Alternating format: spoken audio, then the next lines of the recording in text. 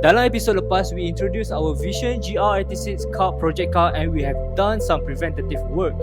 We clean up the RTB silicone, change the engine oil, and we even put the car on the dyno to get the baseline run. Result? 202 wheel horsepower and 230 Nm of torque.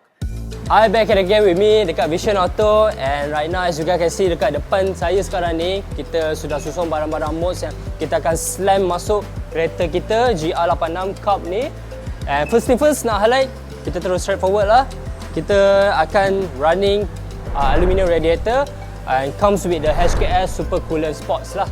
And lepas tu kita akan install kita punya oil cooler, comes with the tank washer. The reasons why we need an oil cooler, like our previous car GT86, this car also suffer from the oil height temps lah, and that's why we need this to keep the oil temps at the optimal level. And then kita ada kita punya cold air intake. This one is very special. Aku pun rasa terpegun dengan dia punya transparent case dekat bahagian atas ni, supaya nanti kita boleh lah show off kita punya red mushroom ni. Kita ada juga, kita akan tukar kita punya spark plug, and of course lah, we gonna turn this car into a very crazy track car. So I hope you guys stay tuned with it.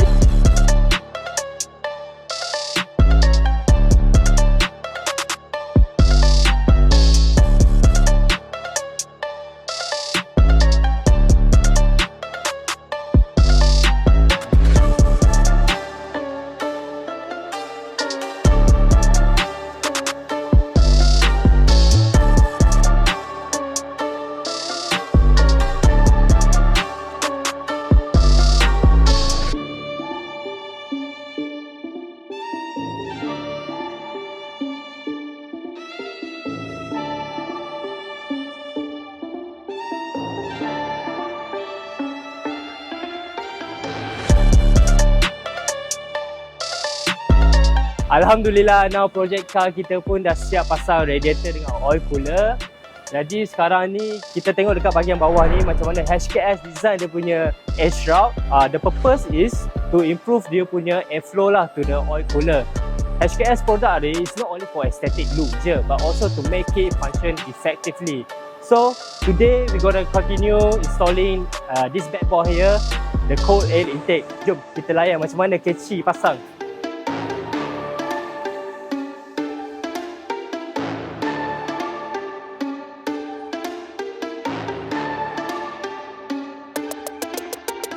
Alright guys, kita dah complete install kita punya top part, which is the cold air intake dan juga oil cooler. And now kita nak bawa kepada exhaust system pula. Apa yang kita pilih dekat sini ialah HKS High Power Spec L2 Cup.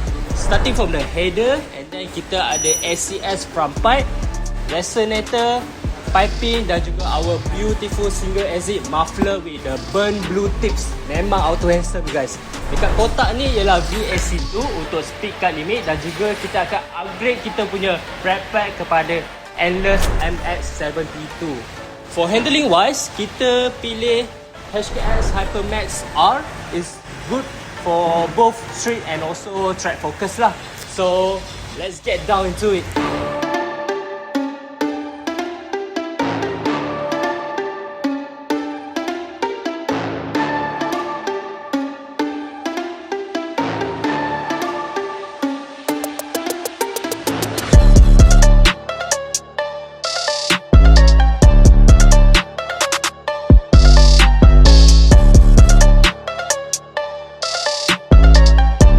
Hai, hari ni ialah hari yang kita semua nanti-nantikan. Kita dah siap pasang Phase 1 punya modification. Pagi tadi pun kita dah hantar kereta ni dekat Acai, dekat Vision Auto Bangsa.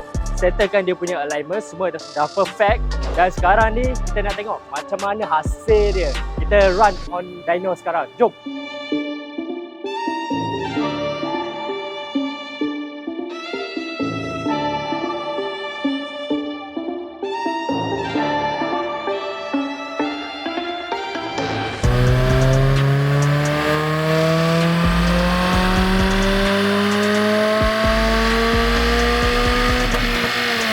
Dengan result yang kita dapat dekat sini, kita ada gain sebanyak 9 horsepower. Dari 202 ke 211 wheel horsepower. torque pula kita dapat lebih kurang 239 Nm of torque. Tapi most importantly kita nak fokus dekat sini ialah dia punya torque dip lah. Sebelum ni 194 dan sekarang kita dapat 206 Nm of torque, which is quite impressive. And we definitely gonna tune it, but before that kita akan bawa kereta ni to MSF Trade Day this weekend for the very first shakedown. So see you guys in the next episode.